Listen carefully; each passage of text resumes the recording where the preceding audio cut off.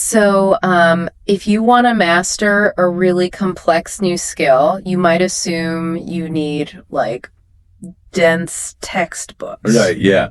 Or a bunch of specialized jargon. Exactly. And hours of just grueling, painful study. I mean, we're all sort of conditioned to believe that if we aren't completely overwhelmed, we aren't actually learning anything of value. Yeah, the whole no pain, no gain mentality. Right. But what if the ultimate blueprint for acquiring knowledge was hiding in, well, a beginner's conversation about the weather? I know it sounds counterintuitive, but honestly, the most profound techniques for absorbing new information are often masked by deceptive simplicity. Yeah. Because when you strip away the intimidation factor of those complex subjects, you can actually observe the raw mechanics of how the human brain acquires, categorizes, and, actually retains data. And that is exactly our mission today. We are looking at a transcript from an English language learning program. It's called Easy English with Sara. Yes. And specifically, we're looking at an episode titled My Favorite Season, which features a conversation between the host, Sara, and her guest, Ali. Right. And on the surface, I mean, this is a very straightforward beginner level dialogue. It's literally just two people discussing the four seasons. Well, yeah, but we are going to look way past the surface on this one, and we're going to unpack the hidden architecture of effective communication, the psychology of habit building, and really the foundational strategies of learning that this simple text brilliantly demonstrates. Okay, let's unpack this. So, to understand how we learn the most complex concepts imaginable, we have to let's look at where we naturally begin the process. Right. We have to look at the cognitive anchor. And in this source material, that anchor is the seasons. Sara and Ali just kick off their conversation by breaking down the literal physical experiences of the year. Yeah, Ali starts by declaring summer as his favorite season. And he paints this very vivid, tangible picture. He really does. He loves the sunny weather, specifically noting that he prefers it when it's sunny but not too hot. And he talks about vacations, traveling to the beach, swimming, relaxing. I mean, it's a highly sensory list of experiences. Yeah, and then Sara counters with her preference for spring, focusing on a completely different set of sensory inputs. Right. She describes the season as feeling fresh and peaceful. She talks about the green trees, the blooming flowers, and the perfect weather that is, neither hot nor cold. Yeah, she says her ideal spring involves walking in parks, reading outside, and photographing blue skies. Exactly. It's very grounded.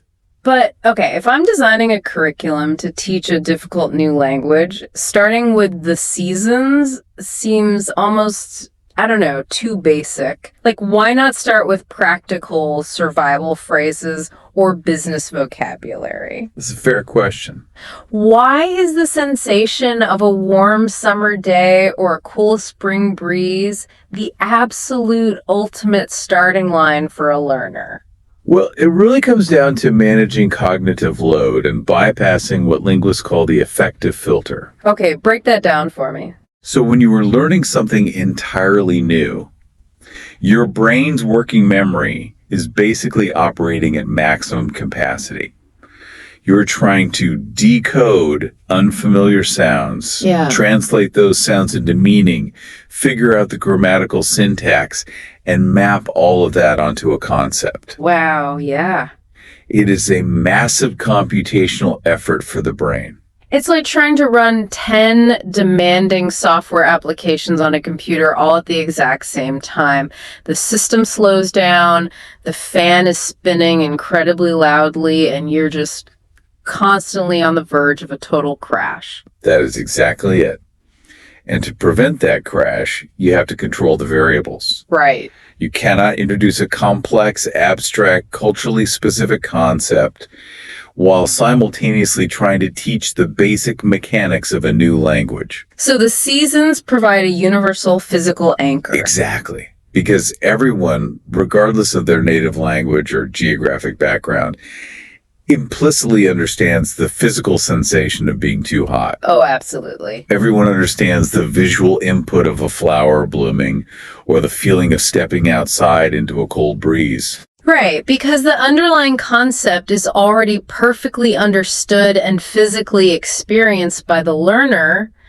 The brain doesn't have to spend a single ounce of energy processing the meaning of the conversation. Yes. The concept itself is a given. And this creates a deeply secure cognitive environment by discussing shared physical reality. Like the sun is warm, the leaves are green. Right. By doing that, you lower that affective filter I mentioned. The affective filter is essentially this invisible wall of anxiety and self-doubt that goes up whenever a student feels intimidated. Oh, wow. I know that feeling. We all do. And when that anxiety wall is up, the brain physically blocks the absorption of new language. So discussing the weather lowers that wall because the topic is undeniable. Exactly. You aren't debating abstract philosophy, you're confirming a shared human experience. It's kind of like building a house. You don't start by constructing this complex ornamental roof. No, you'd never do that. You pour a solid concrete foundation based on the immediate physical environment. You build on the ground you are literally standing on. I love that analogy. And once that foundation is poured and the learner's anxiety is lowered, the brain can dedicate 100% of its processing power to simply attaching the new vocabulary labels to those pre-existing, perfectly safe cognitive file folders. That makes so much sense. But then the dialogue in our source material takes a really fascinating turn. It does. Because Sara and Ali naturally flow from describing the seasons they intimately experience to using language to describe things they have never experienced at all. They move from the familiar right into the aspirational. What's fascinating here is how the transcript captures the dual purpose of language. Mm-hmm.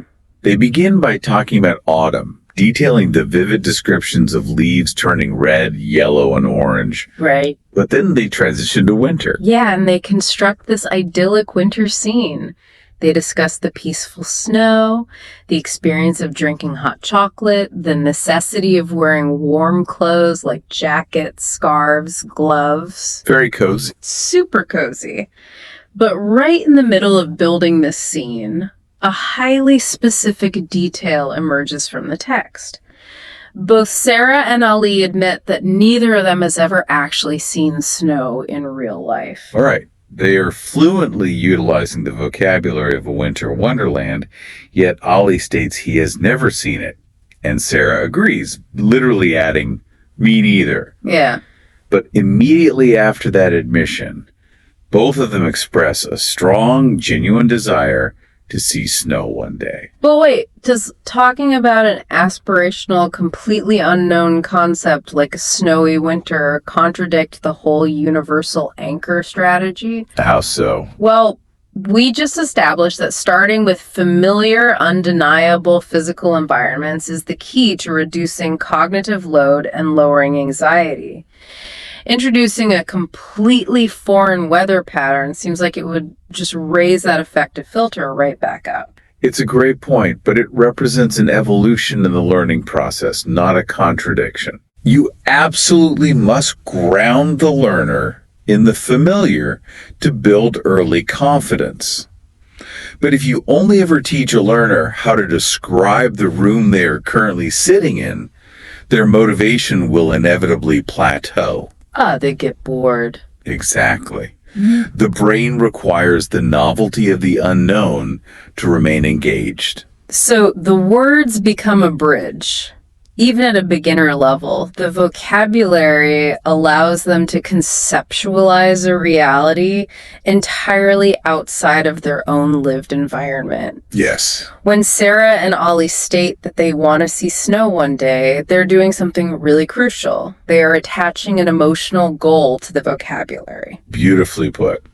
The language is no longer just an academic exercise. It transforms into the actual vehicle through which they can vividly describe their own dreams. Wow. Grounding the curriculum in the familiar builds competence, but introducing the vocabulary for the unfamiliar builds aspiration. So if you are listening to this deep dive right now, and you are trying to master a new coding language or, a complex financial software suite, the goal isn't just learning how to do your current job slightly faster. You have to learn the vocabulary of the role you want to have in the future. You have to use the new skill to conceptualize your own version of Snow. I love that. You leverage the safe foundation of what you already know to reach for the concepts you desire. That emotional resonance is what sustains long-term engagement with difficult material. Okay, so then, about halfway through this dialogue, the source material executes a brilliant pivot. Sara and Ali move completely away from the content of the seasons, and they begin to use the seasons as a metaphor for the actual process of learning itself. Yes. The conversation shifts from basic instruction into a literal masterclass on meta-learning. Ali asks a really pivotal question in the text. He asks which season is best for learning English. And it forces the dialogue to examine the mechanics of acquiring a skill over a long period of time. And Sara's response is that learning happens anytime, but she assigns a very specific method to each individual season. She outlines this framework where spring is dedicated to studying, summer is dedicated to practicing, autumn is dedicated to reading books, and winter is dedicated to listening to podcasts. Now, clearly, a person can read a book in the spring. Of course. But she is laying out a structural philosophy. Here's where it gets really interesting. This seasonal breakdown is essentially a system of crop rotation for the brain. Oh, that's good. The concept of agricultural crop rotation is a highly effective lens for understanding cognitive endurance. Yeah, because in agriculture, if a farmer plants the exact same crop in the exact same field year after year, that specific crop continuously extracts the exact same nutrients from the dirt. Right, it just depletes it. Exactly. Eventually, the soil is completely depleted. The dirt essentially dies, and the harvest fails entirely. So to keep the land fertile, farmers rotate what they plant. They change the specific demands being placed on the environment. Yes. And if you approach learning by relentlessly studying using the exact same cognitive muscles every single day, your mental soil gets completely depleted. And you experience complete cognitive burnout. This seasonal reframing prevents the classic trap of the rigid monolithic learning schedule. Yeah, people do that all the time. They really do.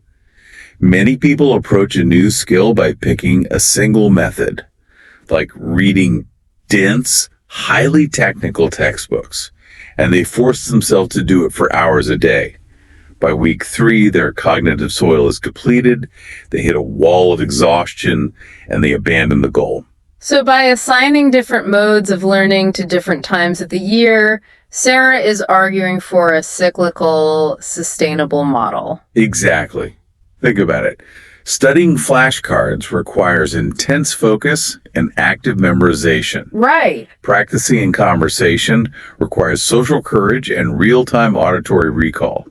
Reading books requires visual processing and imaginative context building. Listening to podcasts requires passive absorption and auditory decoding. Oh, wow. Each of these methods places the cognitive load on entirely different neural pathways. So while one area of your brain is being heavily taxed, the other areas are allowed to lie fallow and recover. But the overall momentum of your learning never actually stops. That you continuously avoid habituation. Habituation. Yeah. Habituation occurs when the brain is exposed to a single, unchanging stimulus for too long. The brain just decides the stimulus is no longer novel or threatening, so it simply stops paying attention. It just checks out. It goes on autopilot, yeah. Yeah. Changing the medium from a visual book to an auditory podcast, or from solitary memorization to active, spontaneous conversation, forces the brain to wake back up. It makes the learning process a sustainable year-round activity. If you feel stuck, frustrated, or burnt out on whatever you're currently trying to master, the solution might not be to quit. No, not at all. The solution might simply be to change the season. If you've been grinding through endless theoretical articles, put them away and switch to a conversational podcast. If you've been studying abstract concepts, stop and go build a practical, messy prototype. Rotate the mental crops. Exactly. Establishing a macro year-long strategy is vital, but a grand strategy is completely useless if the daily execution is broken. And the source material intuitively understands this, which is why the dialogue zooms all the way in from the wide lens of the whole year down to the micro level of daily habits. Yeah, Sara and Ali share the specific advice they give to beginners. Ali details his method. He physically writes new words down in a notebook, and then he specifically makes sure to read them again later to help him remember. Yep. And Sara advocates for listening to podcasts, noting that they improve listening skills and teach proper pronunciation. They land on a shared core philosophy, which is to practice a little every day. Just a little. Sara states that even 10 minutes can help. And Ali follows up with the ultimate summary line of the text. Small steps lead to big results. They are outlining the fundamental mechanics of the micro habit. Now, I'm going to challenge this on behalf of the listener. Okay, go for it. Our modern work culture heavily conditions us to value grueling, highly visible effort. We're constantly told that success requires massive action. Also culture. Exactly. So an advice line like, just do 10 minutes a day feels almost, dangerously unproductive. Compared to sitting down on a Sunday and grinding through a massive 5-hour study session, is 10 minutes actually enough to move the needle on a complex subject? It is. In fact, if we look at the constraints of working memory and the mechanics of cognitive load, the 10-minute daily habit is vastly superior to the 5-hour cram session. Vastly superior. Vastly. The cram session provides the illusion of productivity because you feel physically exhausted afterward. Yeah. But your brain's architecture simply cannot support it. To use a different analogy, a 5-hour cram session is like trying to pack a suitcase for a trip by gathering all your clothes in your arms and just dumping them into the bag all at once. That's a great visual. The clothes spill over the sides, the zipper breaks, and ultimately very little actually makes it into the suitcase. That's incredibly accurate. Your brain has a staging area for new information, primarily managed by the hippocampus. And that staging area has a strict biological limit. After the first hour of intense novel study, that staging area is completely full. Continuing to push new data into a full system results in catastrophic information fatigue. So it just bounces off. It bounces off, and worse, it can actually degrade the retention of the data you studied in that first hour. Wow. So you are exerting massive effort, but the zipper on the mental suitcase is broken. The 10-minute habit is the equivalent of carefully folding a single shirt and placing it intentionally into the bag. Yes.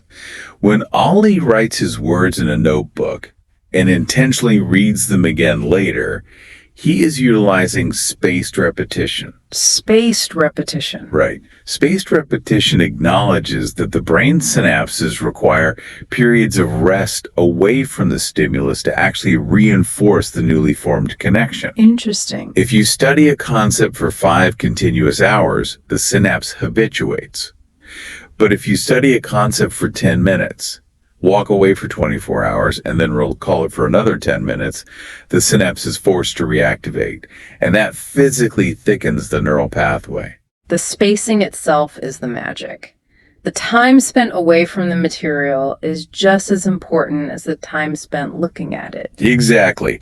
10 minutes a day respects the biological limits of the learner. It completely sidesteps information overload. Which is huge. It is. Overload happens when the sheer volume of information exceeds your processing capacity. By restricting the intake to 10 manageable minutes, you ensure that every single piece of data is properly sorted, categorized, and filed away. And these tiny daily repetitions compound over time. They build a massive structure of knowledge with almost zero accompanying anxiety. Not at all. It's amazing. We started this deep dive looking at a simple beginner-level English conversation about spring flowers and the desire to see winter snow. But hidden inside that dialogue is a master blueprint for tackling any overwhelming subject. Really is. If you are staring down a massive learning curve in your career, your education, or your personal life, remember the architecture we unpacked today. First, identify your universal anchors. Yeah, start with what you intimately know. Do not attempt to build the complex roof until you have poured a foundation grounded in familiar, tangible concepts. Then, use that foundational vocabulary to conceptualize the unknown. Give your learning an aspirational heartbeat. Second, practice cognitive crop rotation. Do not stubbornly grind away using the exact same method until your mental soil is completely depleted. Rotate your learning modes. Shift from studying to practicing to reading to listening. Change the seasons of your mind to stay fertile and actively engaged. And finally, trust the mechanics of the microhabit. Ditch the exhausting 5-hour cram sessions that break the zipper on your mental suitcase. Write things down, utilize spaced repetition by reviewing them later, and give yourself the grace of a focused 10 minutes a day. Respect your brain's biological limits. As Ali wisely pointed out in the text, small steps genuinely lead to big results. It is a surprisingly profound, highly actionable set of tools. I really want to echo the incredibly uplifting sign-off from Sara and Ali's original dialogue, because it applies to whatever deep dive you're on right now. Keep practicing every day, keep learning, keep growing, and keep believing in yourself. I love that. And, I will leave you with this final thought to ponder. We just discussed how our minds thrive on these natural cycles, rotating our learning methods like the changing of the seasons and relying on varied stimuli to prevent cognitive habituation. Right. But look closely at the modern environments where we actually live and work. We have engineered the seasons entirely out of our daily existence. Oh, wow. Yeah. We sit in perfectly climate-controlled offices where the temperature never fluctuates a single degree. We stare at endless, seasonless digital feeds that deliver the exact same algorithmic type of information 365 days a year. That is so true. So if our cognitive endurance fundamentally depends on the friction, the novelty, and the variance of changing seasons, how much is our perfectly flat, artificially controlled modern environment secretly disrupting our natural rhythms of acquiring knowledge? Are we struggling to learn? Not because the material itself is too difficult, but because we have trapped our brains in an endless, unchanging, artificial summer. We are definitely dealing with diagnostic muddy waters when it comes to how our physical environments impact our mental endurance. It is something to seriously evaluate the next time you feel stuck. Until next time, keep taking those small steps.